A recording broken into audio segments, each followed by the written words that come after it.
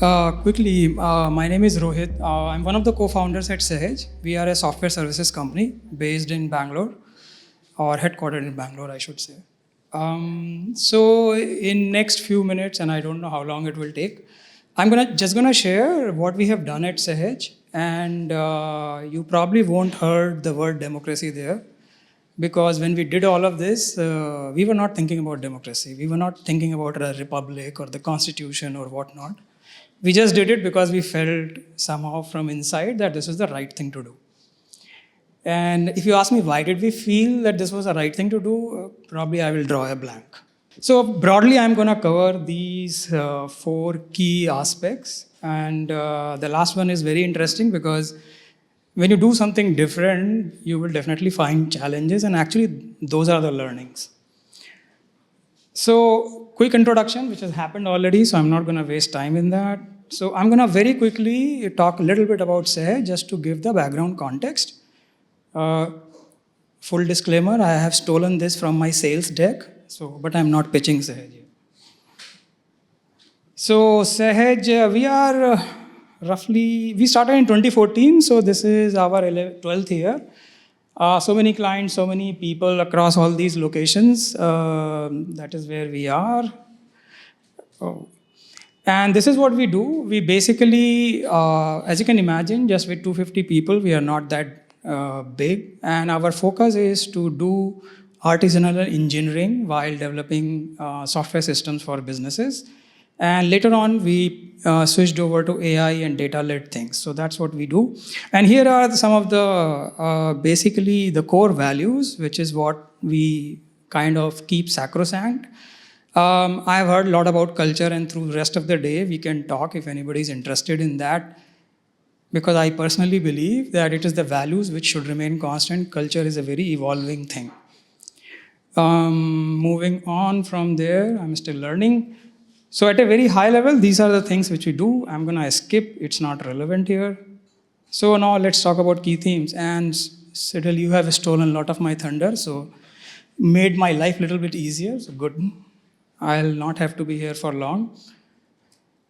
So when we started Sahaj, I have personally worked all my career, it is now 30 years, into software services company. And I have seen, when I started my career, I probably worked for, in my opinion, I worked for a company which is, I don't know if there can anybody, anywhere else, it can be lower than that in terms of culture and how people operate and what their personal agendas are. So great learning experience, initial years of my career.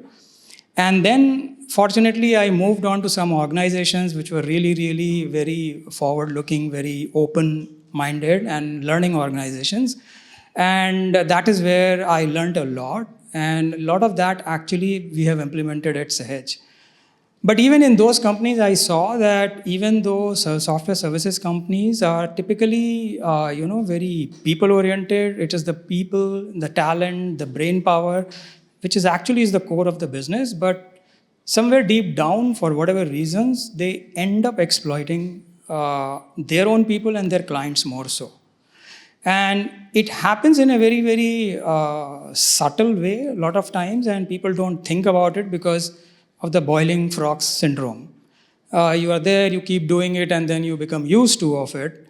And that is what eventually creates all the problems. So when we started Sahaj, we decided on a couple of things to reduce this exploitation. This was our main motto.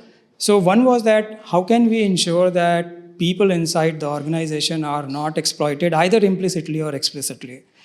And same thing we thought about our clients, that customers who we are working with, they should not feel that they are stuck with us and they cannot let us go.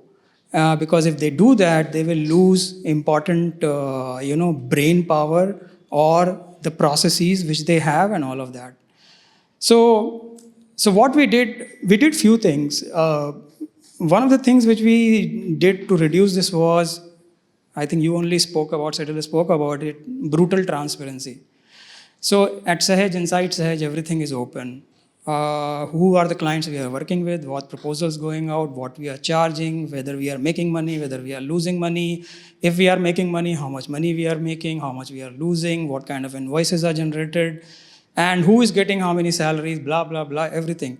So, except people's personal data, everything is open.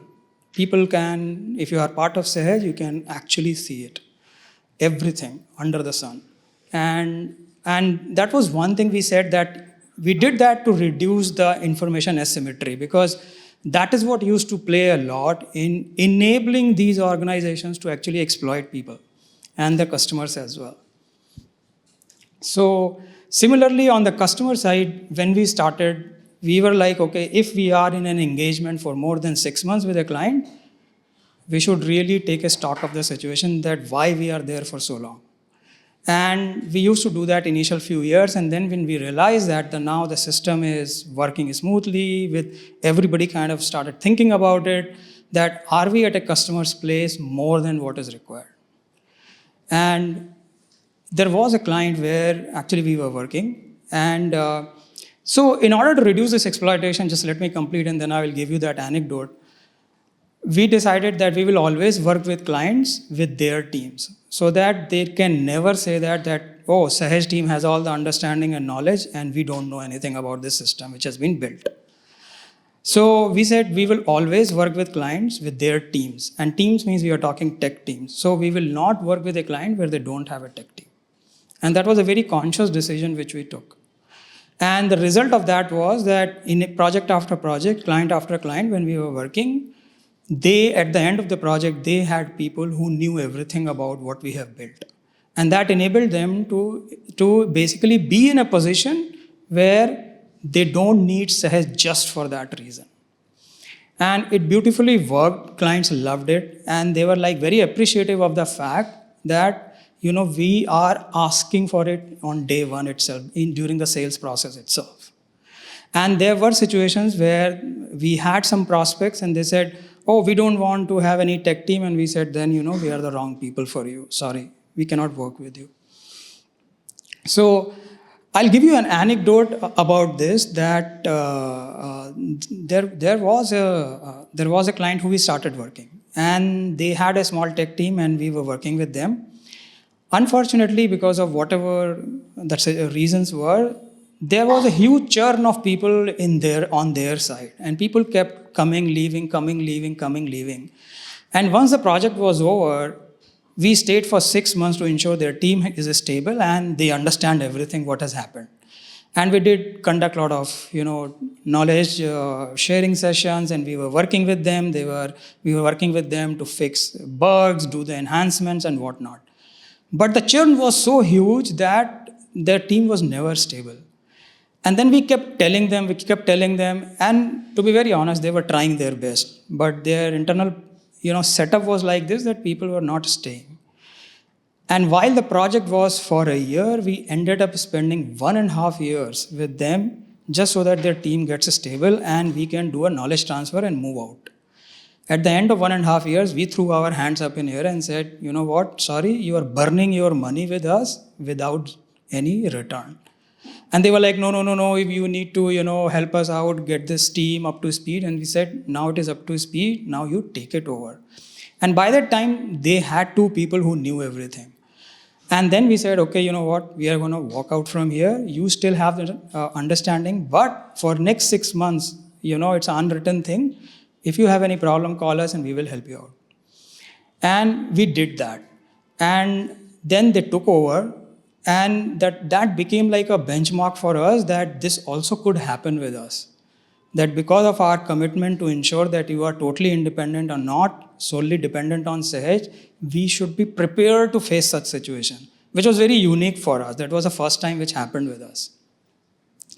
So moving on from here to the next theme, open salaries. I think Cyril talked about it. This does not happen day one for us. As usual, this was closed, but month 2, one of our folks basically was searching for some information, bumped into a folder on which he didn't have access. And he was like, why, when everything is open, salaries are closed? And we were like, very good question. Let's sit down and talk about it. By that time, we were 11 people in the organization, and we sat down. And to be honest, we all were very scared of it, that I don't know how people will take it. It goes back to, like, starting with a negative concept that, oh my God, people will misuse it. What will they do? Da da da da da.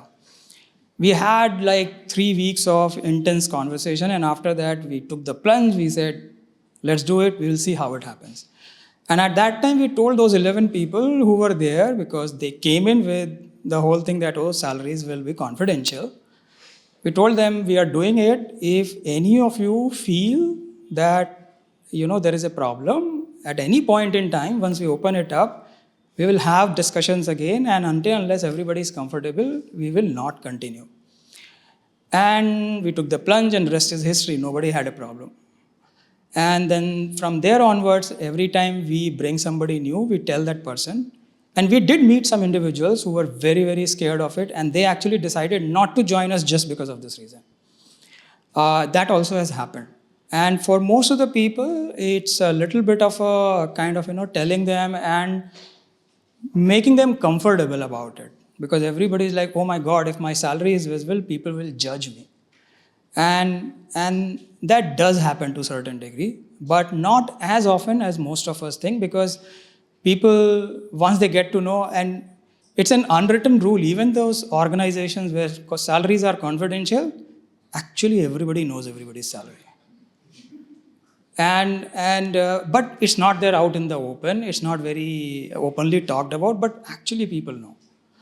So it just takes a little bit time to spend with the individual to ensure that this person understand why, and blah blah blah blah. And it was around a year and a half into this journey, and then that moment came, which still gives me goosebumps. And which was like, two individuals approached and said, hey, we want to talk about the salary, and we were thinking, like, why they want to talk about salary. Like, two people, I thought individually people will approach, hey, I'm unhappy with my salary or whatever. And then we sat down to talk, and those two individuals were actually talking about a third person's salary, and they felt this person is not getting paid enough. That person should get a raise. And I was like, at least I had not witnessed that kind of phenomena ever in my career before that your colleagues come and pitch for your salary increments. And that was really beautiful. And after that, those incidents have happened. Now, actually, even hikes, like on the similar lines as like what you said, choose your own pay. Even hikes are done by people in general. A budget is decided, which is also decided collectively by people. And then people sit down, and by different mechanisms, which we can talk later, people decide how much hikes everybody gets. So it's like a very collectively, driven process, and people do that. Moving on to the next, unlimited leave. We also realize that people are in different stages of their career and their life. And sometimes, youngsters typically are very excited. They will not take a lot of leaves until you're not well. But people who have families may have family situations, and they would like to take a lot more leaves. And then after, working for 20-25 years, when everything is settled, you again go back to the situation where you love your work so much that you want to come to work every day, or you actually hate your work and you just don't want to come to your work.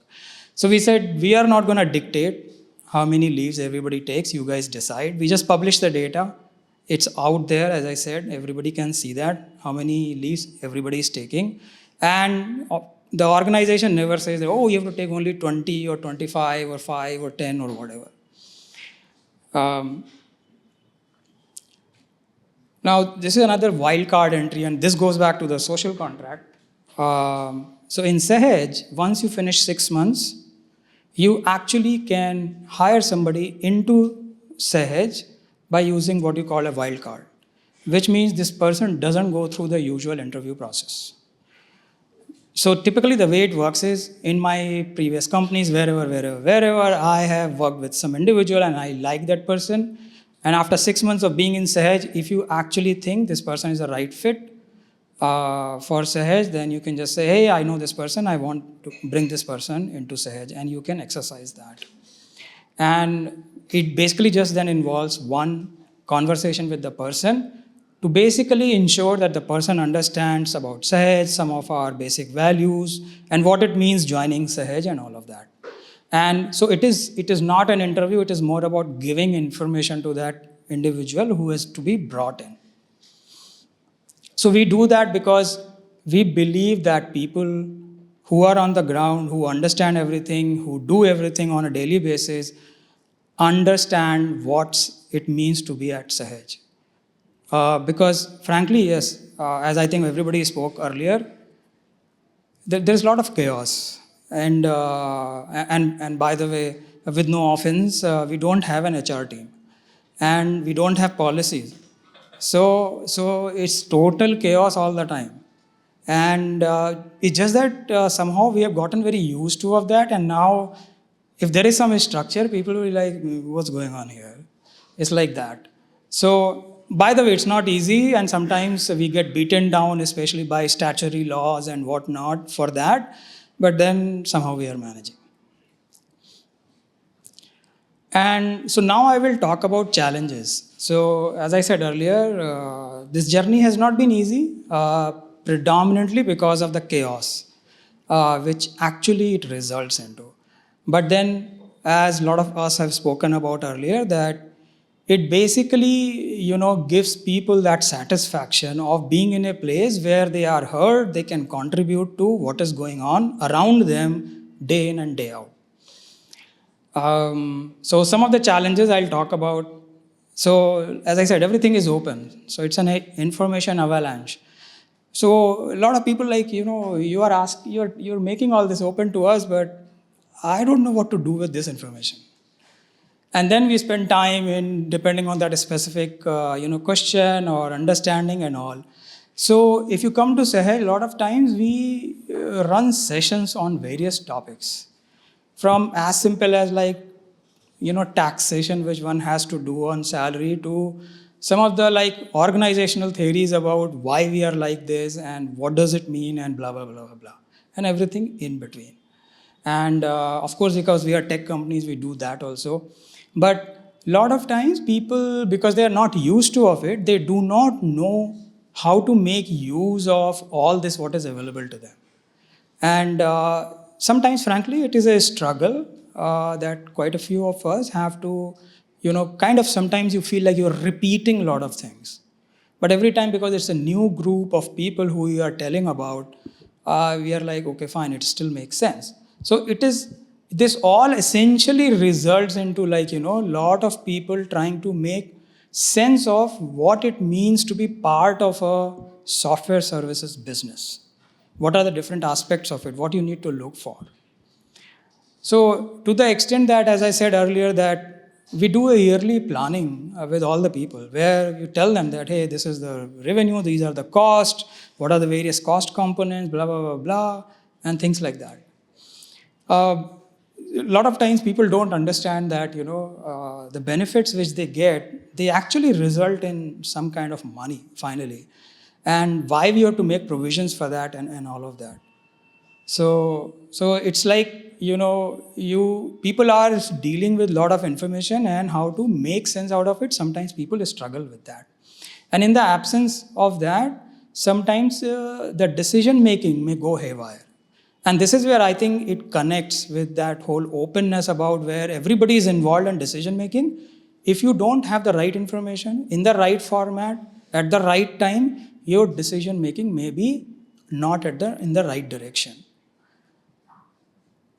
So I think somebody spoke about unlearning in the beginning, that when people, we live in an ecosystem, and a lot of us come from different backgrounds and experiences, and it is about an unlearning thing. If you want to basically participate in such kind of open system where you are part of decision making, and your point of views are kind of appreciated and have place and value, then essentially there are a lot of things which a lot of us actually have learned earlier in different places may have to be changed. And this is why I believe that culture is a very evolutionary thing. If it remains static, I think we should be worried.